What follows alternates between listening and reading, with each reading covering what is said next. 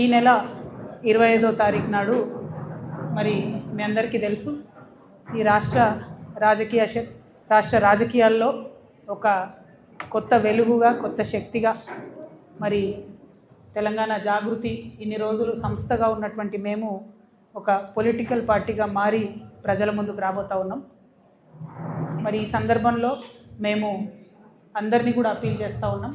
25వ తారీఖు నాడు జరిగేటటువంటి సమావేశానికి మేము మేడ్చల్ జిల్లా మునీరాబాద్లో ఔటర్ రింగ్ రోడ్ ఎగ్జిట్ 6 దగ్గర ఈ సమావేశం పెడతా ఉన్నాం. కాబట్టి మరి అందరినీ కూడా తెలంగాణ ప్రజలందరినీ కూడా మరొకసారి ఆహ్వానిస్తూ ఉన్నాం, తరలి రావాల్సిందిగా కోరుతున్నాం. ప్రధానంగా ఉదయం పూట 10 గంటలకు ఉంది కాబట్టి మా జాగృతి కార్యకర్తలు అందరైతే తరలి వస్తారు. ప్రజలందరికీ కూడా ఓపెన్ ఇన్విటేషన్, ఆహ్వానం. కార్యకర్తలందరూ కూడా ఇప్పటికే చాలా ఉత్సాహంగా సిరిసిల్ల నుండి పాదయాత్రలు ప్రారంభమైనవి. మరి సిద్దిపేట, గజ్వేలు, నిజామాబాదు, నారాయణపేట ఈ అన్ని ప్రాంతాల నుంచి ట్రాక్టర్ ర్యాలీలు, పాదయాత్రలు, రకరకాల కార్యక్రమాలతో ఉత్సాహంగా తరలి రావడానికి కార్యకర్తలందరూ కూడా కదిలి వస్తూ ఉన్నారు. అదేవిధంగా మరి పోలీస్ వారు కూడా ఇప్పటికే అక్కడ మా గ్రౌండ్ దగ్గరికి, ఫంక్షన్ హాల్ దగ్గరికి వెళ్ళి కోఆర్డినేషన్ చేస్తూ ఉన్నారు. నేను డీజీపీ గారికి కూడా అప్పీల్ చేస్తూ ఉన్నాను, రాష్ట్ర వ్యాప్తంగా అన్ని జిల్లాల నుంచి, అన్ని నియోజకవర్గాల నుంచి తరలి వచ్చేటటువంటి మా వాహనాలన్నింటినీ కూడా ఎక్కడ దయచేసి ఇబ్బంది లేకుండా సహకరించాలని చెప్పి పోలీస్ మిత్రులందరినీ కూడా కోరుతూ ఉన్నాను. అదేవిధంగా ట్రాఫిక్కి సంబంధించి కూడా మరి మాకు ట్రాఫిక్ కమిటీ ఉంది, దానికి సంబంధించి కూడా ట్రాఫిక్ వాళ్ళతో కూడా కోఆర్డినేషన్ చేసుకుంటూ ఉన్నాము. ఎక్కడ కూడా జిల్లాల నుంచి వచ్చేటటువంటి ప్రజలకు ఇబ్బంది లేకుండా అన్ని రకాల ఏర్పాట్లు కూడా చేస్తూ ఉన్నాము. మరి ఇంకొక పక్క ఉత్సాహంగా మా పార్టీ నుండి అదేవిధంగా అనేక మంది అభిమానులు కూడా పెద్ద ఎత్తున ఏర్పాటు చేసుకునేటటువంటి పబ్లిసిటీ మెటీరియల్, కట్అవుట్స్, హోర్డింగ్స్ అన్నీ ఉంటాయి.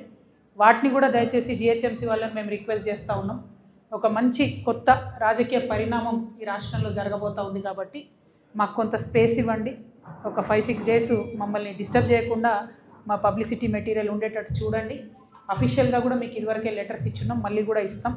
ఏదన్నా మేము ఫైన్ కట్టాలన్నా, ఏదైనా చేయాలన్నా, పే చేయాలన్నా కూడా అఫీషియల్గా పే చేసి చేస్తాం. కానీ కొత్తగా ఒక పార్టీ వస్తుంది కాబట్టి ఆ పబ్లిసిటీ మెటీరియల్ని కూడా డిస్టర్బ్ చేయకుండా దయచేసి ఉండాలని జిహెచ్ఎంసీ వారిని కూడా నేను అప్పీల్ చేస్తూ ఉన్నాను. అదేవిధంగా పెద్ద ఎత్తున తరలి వస్తున్నటువంటి విద్యార్థులకు, యువకులందరికీ కూడా నేను వెల్కమ్ చెప్తా ఉన్నాను. I also want to say that this will be a platform in our state which will give voice to the voiceless, the voices, the communities which were not represented till now. Let it be women, let it be differently abled people, let it be Gen Z, let it be transgenders. All of you will also find space. I particularly want to appeal to the Gen Z. They all believe, all these political parties believe that you are distracted by your screens. They believe that you are believing their misinformation. But this is a time, let us prove it to them and let us use the same screens to spread the right kind of information, to empower the right kind of people, to give voice to the people who are voiceless.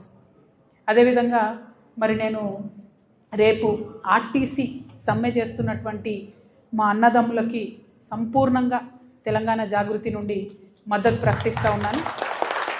ప్రభుత్వానికి కూడా మేము హెచ్చరిక చేస్తూ ఉన్నాం. నిన్న వరకు ఆర్టిసాన్స్ ఎవరైతే సమ్మె చేసినారో ఎలక్ట్రిసిటీ డిపార్ట్మెంట్లో, వాళ్ళని బలవంతంగా మీరు వాళ్ళ గొంతు నొక్కి వారికి ఏమీ సొల్యూషన్ ఇవ్వకుండా వాళ్ళతోని బెదిరించి మీరు సమ్మెను విరమింపజేసిండ్రు. ఇది కరెక్ట్ కాదు. ప్రజల యొక్క డిమాండ్లను అడ్రస్ చేయడం అన్నదే మంచి ప్రభుత్వం అయితే తప్పితే లేకపోతే ఇబ్బంది అవుతుంది. ఆర్టీసీ వాళ్ళు చేసేటటువంటి సమ్మెకు మాత్రం జాగృతి నుండి సంపూర్ణంగా సహకారం అందిస్తాం. అటువంటి పరిస్థితి తెచ్చుకోకుండా ఇమీడియట్గా ఆర్టీసీ వాళ్ళ సమస్యలు పరిష్కరించాలని కూడా ప్రభుత్వాన్ని నేను డిమాండ్ చేస్తూ ఉన్నాను.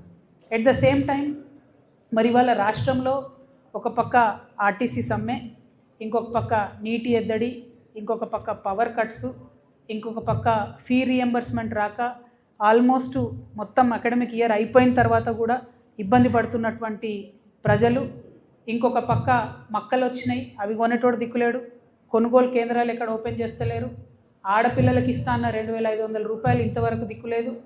అనేక రకమైనటువంటి ఇబ్బందులలో ప్రజలు ఉంటే నిన్న ప్రభుత్వం ఒక పెద్ద సభ పెట్టింది, ప్రధాన ప్రతిపక్షమైన బీఆర్ఎస్ పార్టీ ఇంకొక సభ పెట్టింది.